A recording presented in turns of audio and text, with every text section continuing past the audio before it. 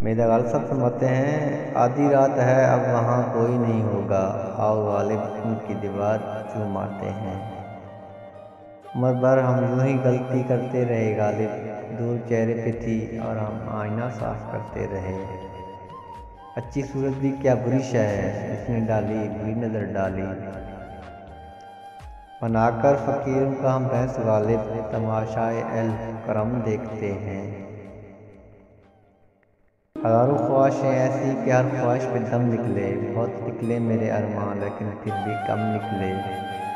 वाह गालिब तेरे इश्क के फतवे, वो देखें तो अदा, हम देखें तो गुनाह। हमको मालूम है जन्नत की हकीकत लेकिन दिल के खुश रखने को गालिब ख्याल अच्छा है।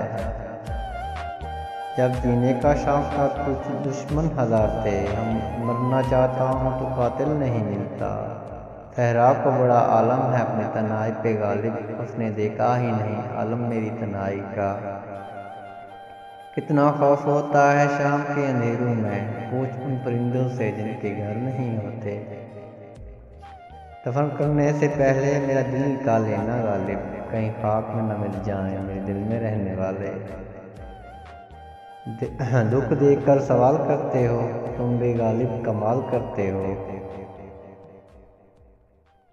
आपको चाहिए एक उम्र आसर होने तक, कौन जीता है तेरे जुल्फ के सर होने तक।